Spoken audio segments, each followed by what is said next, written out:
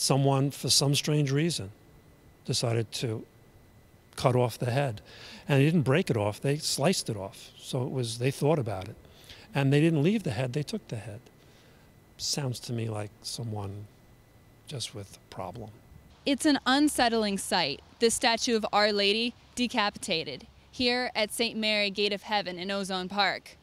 The police are investigating it as a possible hate crime. I was disgusted, totally disgusted with it.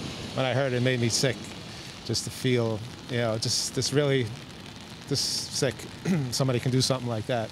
Tucked in between the rectory and the church parking lot, usually the statue would sit right here. There's actually another larger statue of the Virgin Mary at the school across the street, as well as a full-size Passion scene out front here.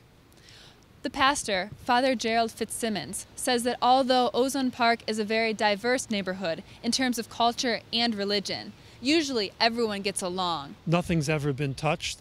There's no graffiti on any of the buildings. That's why it's my guess is that this was an isolated incident. What was the person's motivation? I have no idea. I think it was kids. That's something kids would do, not grown-ups.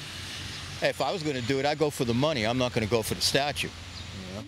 Why the statue, though? Why Mary? That's what kids do. They see the thing, then bam, they're going to attack it. I think the first thing they have to find out is why it was done, and then take it from there.